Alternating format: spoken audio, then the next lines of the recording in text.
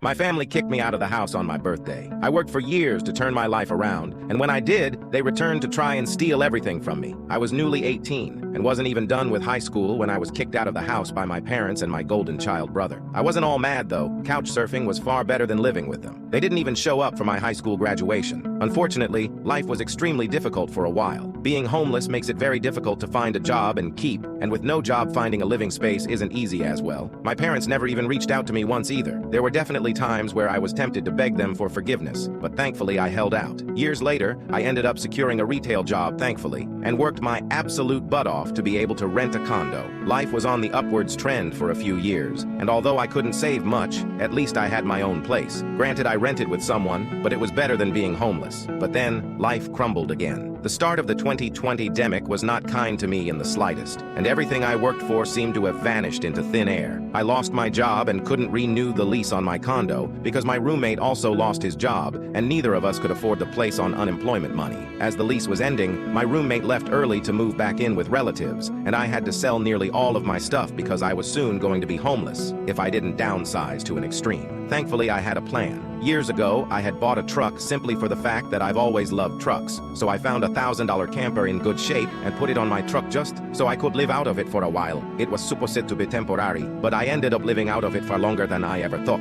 I originally was hoping to be able to live out of the camper at my parents' house, where my brother and his family still reside as well. I swallowed my pride and asked them to let me stay in the camper beside their house, but when I did, they told me they had a full house and didn't want me there. They said they'd only agree to let me park my camper there if I paid them basically what it'd cost to rent an apartment in my area. That was way too much just to park my camper. I was jobless and trying to save as much of my unemployment money as I could till I could find a new job. I may as well be living in an apartment with that rent price they were asking. My parents called my camper an eyesore and told me to take a hike since we couldn't come to an agreement. And sister-in-law, brother's wife, thought it was absolutely hilarious that I had to live in a camper. My brother joined her in pointing at and mocking me while calling me a homeless bum. After being told no by my parents, I parked my truck camper in a store parking lot to sleep on the first night that I had nowhere else to go. I felt scared out of my mind that someone might try to break in. Suffice to say, I didn't sleep well that night. There was nowhere else I could go as any other relatives that owned houses were fairly far away, and all my friends were all apartment people, and I was pretty attached to my area as well. So I didn't want to just leave. I'd also had my mail forwarded to a friend's apartment. It was the only way I could still get my mail anymore. Finding a stable place to park was pretty difficult. I went looking around to try and find a job similar to my old one. It took months of living the nomadic camper life. In that time, I had to deal with a lot. Everything from beggars and addicts to people demanding I leave because my camper was an eyesore. At one point, someone who told me to move claimed to be with an HOA. I wasn't even parked on a street with houses, and when I questioned what HOA, they got incredibly belligerent and threatened me. I moved my camper anyway just to avoid the trouble. In order to have a steady supply of electricity, I learned to use a long extension cord to plug in anywhere I could to recharge my camper batteries. This meant sneaking around and plugging it into an outside outlet of a random building while parked on a street.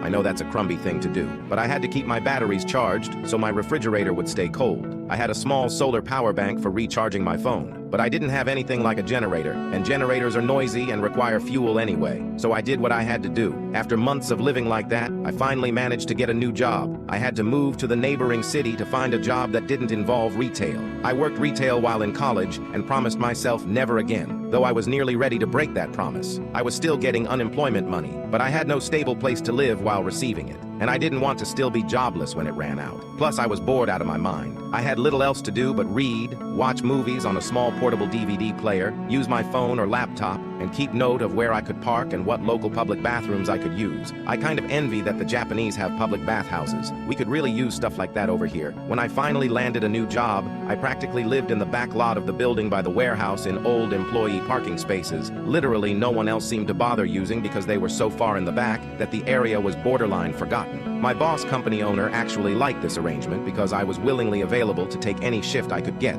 so long as I had enough sleep. He even let me take the camper off my truck and set it up in one of the spaces so I could drive around without it. Not exactly sure if this was legal, but no one bothered us about it. The entire time I lived back there, I didn't have to deal with many trespassers. There were a few, but the security guards escorted them out. I was pretty much on call almost all the time when they needed me and was working virtually every day of the week. My boss let me plug my camper into the building for power and water, and I paid a small amount of rent by working for free on Sundays when no one else was in the office but the janitor and security guard. Beyond that, I usually had to shower at a friend's apartment or at my local gym, as the camper didn't have a shower in it and only a portable toilet. And I didn't want to fill it because emptying it is a nasty chore. So I used other bathrooms as often as I could. I had a key to the warehouse and could go in to use the bathroom there at any hour. I was even on a first-name basis with the night security guard. He's since become one of my closest friends. The camper was easy to heat in the winter with a small electric heater. Summers were not fun though. The camper didn't have AC, so I had to get a UCID portable air conditioner just to make it bearable. I made a lot of overtime pay and hands-on learned some new skills from other employees. Eventually, midway into this year, I landed a better position in the company as a supervisor and started making a better salary than my old job. That's when I decided I wanted a house. The scare I'd gotten from losing my condo made me realize I needed something much more stable for the long term. I looked around for something close to my work and just 2 miles away found a 3-bedroom manufactured home on a small property. But I managed to get it for $10K less than the asking price somehow. I used nearly my entire savings for a down payment and got approved for a home loan. I finally didn't have to live in a camper anymore. There was enough space for me to back my truck in behind the house to take the camper off to set it up in the backyard. So I put it there as its own little building just in case I want to use it again. When I was fully settled in the house, I was dumb enough to brag about it on my book of faces. My family saw the post, and that's where this crap really starts. After a few weeks, my parents and brother along with his family came to visit completely unannounced to have a tour of my home. I didn't even give them my address, so how they found out where I live I still don't know. None of my friends have fessed up, and no prior family members visited me before that, so I wonder if they stalked me at work and followed me home or something. It really wouldn't surprise me. Once I opened the door, they practically all shoved their way in like rambunctious tourists, then just started making themselves at home. They all kept poking around, and sister-in-law had this creepy smirk that she was repeatedly flashing me. It was only later that I figured out why my family had visited me completely out of the blue, and their reason made me madder than a bull on steroids that just got stung by a hornet. You see, my parents were constantly talking about how I've got so much extra space now, and it's too much for someone like me who has no wife or kids. And my brother kept remarking about how there was more space than our parents' house, and my house was closer to his job too.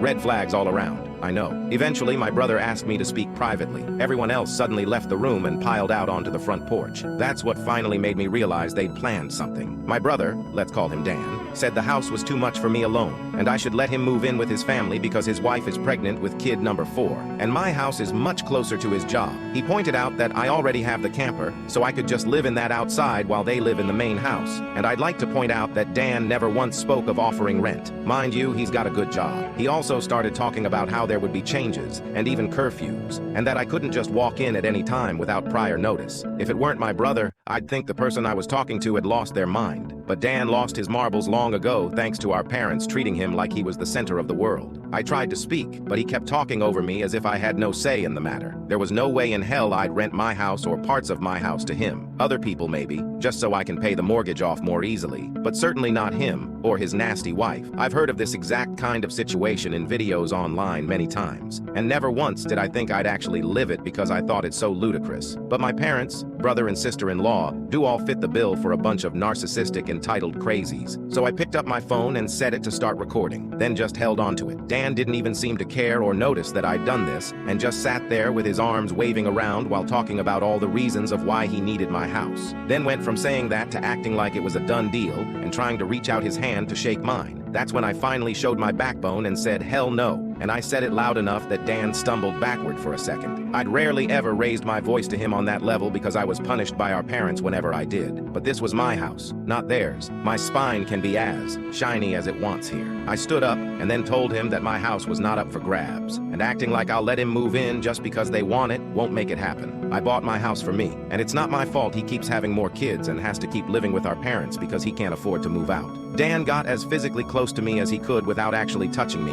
and said that I didn't deserve the house, and he needed a better place for his family to live. I laughed back in his face and said that was total bullcrap because I worked hard to be able to buy my house. Of course I deserved it. Dan started yelling that I have no wife or kids and I don't need all the space, so I may as well give it to him. I said I'm not giving him anything, and he never even offered to pay me rent. If I let him move in, I'd still be covering the entire mortgage on my own house without even being able to live in my own house. Then Dan told me that he shouldn't have to pay rent because his family comes first, and our parents said I was going to do this, and that I will. I yelled, as if their word was law or something, and told Dan that they did not have the right or power to give my house to him. Then right one cue, my parents and sister-in-law barged back in through the front door and surrounded me to try and force me to agree. There was a lot of fighting, but to sum it up from this point on, I heard the line, "Just do it for Dan," way more times than I can remember. In the fight, I told them all they don't have a say in my life or my house, and to get out before I called the cops. Sister-in-law screamed the loudest at me about how she was pregnant again, and I can't do this to her. I said I did nothing to her. She just assumed she could take and take from me like I would just allow it. I had no obligation to her or her family. Then I called her a stuck-up beach who never had any respect for me. So I don't care what she thinks or how many kids she has. I have no sympathy for her. She won't be living in my house. Well, that made her angry enough to attack me. My brother held her back, kicking and screaming. She kept demanding he let her go. The phone I was holding recorded pretty much everything. So I held it up and said I was going to call police if they didn't leave right away. My parents told Dan they were leaving. Then my mother said that I had a week to come to my senses. I told her I won't be, and to not come back. Then I told sister-in-law that my phone recorded everything, and if she tries anything, I'll press charges for assault. She screamed at me and then stormed out loudly, crying with her face in her hands. My mother was the last one out the door and said that I better do this for Dan and sister-in-law. I responded by telling her I won't be. After I kicked my parents, brother, and sister-in-law out for trying to force me to hand over my new house to my brother, I immediately went to my social media and told the story to the whole family. It spread pretty fast, but you won't find it now because it all got deleted some time ago, and I put my own profile on private. I posted about it because I knew that the first thing my family would do when they got home is try to twist the event to make me the villain. And I was exactly right. But I had about an hour to get started before them.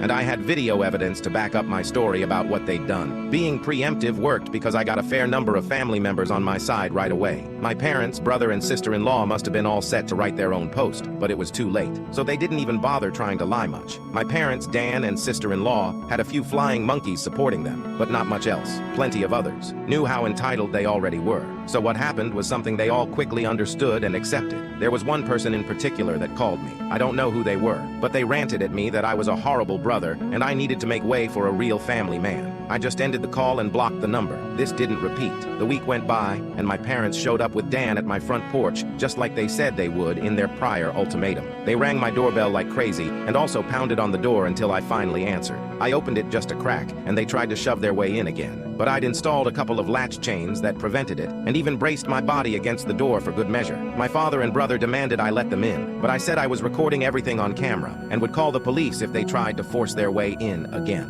My mother calmed them down, and then, in her most sickly sweet tone, asked me if I was ready to let my brother move in. I told her and the rest of them to F off and never come back. My mother put on the crocodile tears and asked me why I can't just do this for Dan, because he's my beloved brother. I laughed and then bluntly said, I do not love him as a brother because he treated me like crap for years, and they only encouraged him to do so. They are terrible parents, and he is a terrible brother. Then told them to leave or I'd be calling police ASAP. They all left surprisingly easily, apart from my mother's loud crying and the others giving me dirty looks. One could say making them leave was suspiciously easy. I thought the whole mess was over, but I guess I should have taken them more seriously, because they had other stupid plans. I came home later that week on Friday evening to find a moving truck and my brother's minivan parked in my driveway. It was Dan and his family there moving stuff in. He just waved to me with a crap-eating grin when I saw him. I was furious and told him and the rest of his family to stop. But sister-in-law smugly said to me that, like it or not, they were moving in. And then, in the most fake way, while tilting her head and puckering her lips, she said that it was okay because my mommy allowed it, and I should always listen to what my mommy tells me. I seethed with rage just hearing those words and looking at her smug face. So I locked myself in my truck to call the cops right away. When they realized what I was doing, sister-in-law started pounding on my window and yelling at me to stop, and that I can't do this to her because she and Dan need the house. And she cried, "Why can't you just do this for Dan?" I responded with, "Screw Dan. It's my damn house, not his." Then she threatened to key the side of my truck unless I stopped calling the police, all of which the 911 operator heard thanks to the window being slightly open. I told sister-in-law if she damaged my truck, I'd sue her, and she was smart enough to retreat. When the police arrived, Dan and sister-in-law, along with their kids, had locked themselves in my house. I told cops what had happened, as well as showing them my new driver's license that had my current address on it. Then when we went to my front door, I saw that they'd changed the lock, and the old lock was laying on the porch with the center of it drilled out, and the drill they used was laying right next to it, with a complete Harbor Freight drill bit set. Could they have been any more stupid leaving evidence out like that? I pointed out the broken lock and drill, then gave the police a rundown on all the events that happened prior. Well, I guess Dan called our parents over at some point after I arrived home, because they showed up while I was talking to the cops. My parents immediately lied and started saying that I'd agreed to rent my house to my brother and his family. I said that was an easily provable lie one way or another. So Dan and sister-in-law finally came out of my house with some papers in hand. They both looked super smug, like they'd somehow outsmarted me. They'd actually drawn up and printed out a fake rental agreement, but my signature was not on it. There was one, but it looked nothing like my handwriting. I don't think any of them have ever actually seen my signature, so that was incredibly stupid on their part. I told my parents and Dan that was stupidly blatant fraud, and if the cops investigated, they'd easily figure that out. And I don't think going to jail and court would do them any good. It could even make Dan lose his job, which is his only means of providing for his family. I also said I would get a lawyer and sue for damages if anything of mine was lost, stolen, or broken. Dan went white and looked really scared when I said all that, but my mother got between us and doubled down about how I should just do this for Dan and live in the damn camper so they can finally have a family home to themselves. I yelled at her that if she thought it was such a good idea, she could do it for Dan herself and let Dan have her house to himself instead. The cops separated my mother from me, and I said I wanted them all out right now, or I'll press charges. I stated in a shout about how they drilled out my front door lock to break in. The lease papers were obvious fakes. They badly forged my signature, and I have recorded video of sister-in-law attacking me. Those are felonies I could screw over their lives with if I wanted, and if they didn't leave, that's exactly what I'd do. The only reason I hadn't already was for the sake of Dan's kids. So they have one chance to get the hell out. The moment my parents heard that, I think it finally clicked that they could not force me to do it for Dan. My mother surrendered and said she'd put an end to this. Then she went over to sister-in-law and spoke with her quietly for a minute while my father spoke to Dan. Sister-in-law instantly started loudly crying and ripping up the fake rental papers into tiny bits and tossing them like confetti, only to have an officer tell them to pick up the bits of paper or he'd cite them for littering. Both of the cops at this point had the "I don't get paid enough for this" looks on their faces. Dan had to start telling his kids to load their stuff back into the moving truck. The kids were all crying, and the eldest was sobbing that he won't get his own room now. Sister-in-law and Dan gathered their kids up to try and make one last pathetic attempt to guilt me with the sad family routine. You know, where they all gather together in a sort of group hug while all facing one direction. I swear, I think they'd practiced it beforehand. All of the kids had the same pleading look with quivering mouths. Sister-in-law kept rubbing her pregnant belly and tilting her head to look like a sad puppy, and my brother just made the saddest face he possibly could and said, "Please don't do this. We need to be able to live here." But I didn't falter and told them to keep packing. All the kids and sister-in-law turned the crying up to 11, and Dan yelled at me, "Are you satisfied with yourself? You've denied us a home because you're too selfish to share and help out family." I ended up laughing like a maniac and retorting that what he was trying to do was taking, not sharing. And no amount of crying will make me let his family move in because he's no brother of mine anymore. He's just an entitled eye-hole who thinks he can take whatever he wants from me like when we were kids. Dan started F-bombing me until the cops told him to cool it or he'd be in cuffs regardless if I wanted to press charges. He sucked in his lips and looked a mix of afraid and supremely ticked off. I asked the cops if they could stick around until my parents, brother, and sister-in-law had all left, and they said they had no intention of going anywhere until this had been resolved. In fact, in the next few minutes, 2 cops became 4,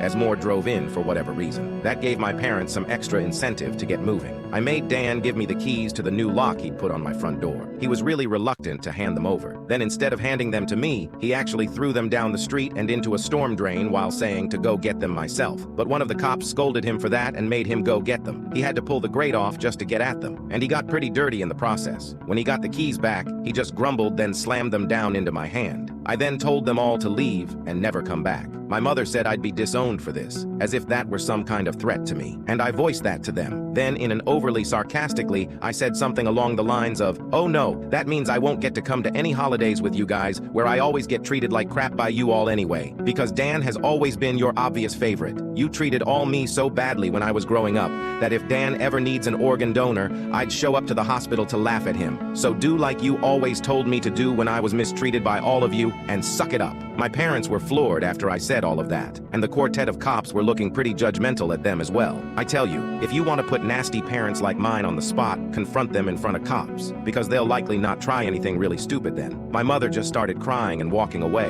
My father just stood there looking like he wanted to lay hands on me, and Dan just held his kids in defeat. Oh, and sister-in-law was off having a tantrum in my front lawn. Soon enough, they all formed a line handing out boxes and got their stuff out of my house. Nothing had been unpacked yet, so it all was taken out pretty quickly. But while doing it, my mother kept saying it wasn't too late, and I could still do it for Dan several times, each time trying to bargain more and more to try to make me change my mind. She said that Dan could pay me rent if I let them stay, and when that didn't work, she said I could move back in with them to let Dan rent my house so I wouldn't have to share the building. I told her to shut up and keep packing boxes because I don't want Dan or his family around. I don't want his money, and I certainly don't want to live with him or my parents ever again after the way they treated me when I was a kid. Making a deal with my parents would be like making a deal with the devil to me. Sister-in-law ended up having another tantrum after hearing that and threw a box down, then sat on the ground to have a pity party because she didn't want to go back to sharing a house with my parents. And she just sat looking angry, sad there until everyone else was finished. She didn't even want to get up when it was time to leave. They finally got everything out of the house and into the truck.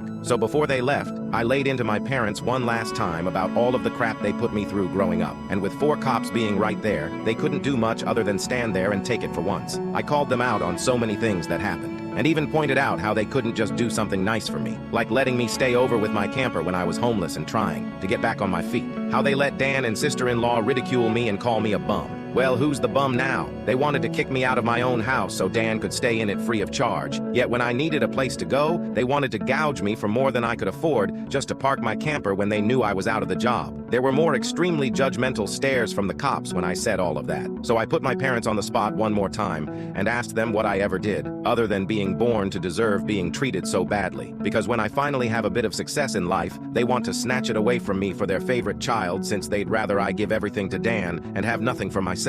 I bought my house using the money that I earned. I owed them nothing, and I won't be asking anything from them ever again, because clearly I will never be anything more than a doormat or a cash cow in their eyes. I got no answers from them. They just stood there looking like fish out of water. So I continued ranting and asked them what in God's name made them think they were such good parents after all of that. My father was beet red, but more from embarrassment than anger this time. And my mother was crying that she was a horrible person. I bluntly agreed that she is a horrible person. They all are. And I bet they'll go to hell for it too. They were crappy people, and they all knew it. But if I'd called them out on all this stuff in private instead of in public, they'd just get mad at me and still act like I'm in the wrong. They just kept up the denial for so long that it became a part of who they are. My mother buried her face in my father's jacket to cry, and my father looked more defeated than I've ever seen him. Dan and his family avoided me entirely as they finished putting everything back in the moving truck. I made sure nothing of mine was stolen, not that I'd had a chance to get much furniture yet. They all got back in their vehicles, and sister-in-law just stood staring at me with malice until my brother finally got her to drive the minivan home. And as soon as they were all gone, I got back online again and spilled the beans on what happened. My parents were too embarrassed to even try and defend their actions this time. And while the family was somewhat split before this incident, it was now a landslide in my favor. Nearly all of the family has sided with me after this incident, and those who haven't simply aren't siding with anybody. No matter how much my parents previously tried the "we did it for Dan" line, no one listened anymore. So any remaining familial support they had is now gone. Many in the family who I expected wouldn't side with me did. That includes the former Flying Monkeys. So I guess they've finally had enough. Around that time, I offered to host half the family next Christmas Eve in my new house. My parents were not invited. I wasn't blocked on my brother and sister-in-law's profiles, surprisingly. And I saw sister-in-law had her 4th baby in early November. They are still living with my parents. I'm pretty sure they knew I was watching, because sister-in-law kept making passive-aggressive posts every couple of weeks or so about not having enough space while living with my parents, probably to see if she can still guilt me. And I'm sure it's driving my mother and father up the wall because they aren't getting any peace and quiet in their old age with 3 young kids, a mentally unstable sister-in-law, my golden child brother, and a newborn baby in the house all at once. Perhaps they could move into a camper in their own backyard and let Dan take over their house completely. They might get some peace then. Yeah, they could do that for Dan.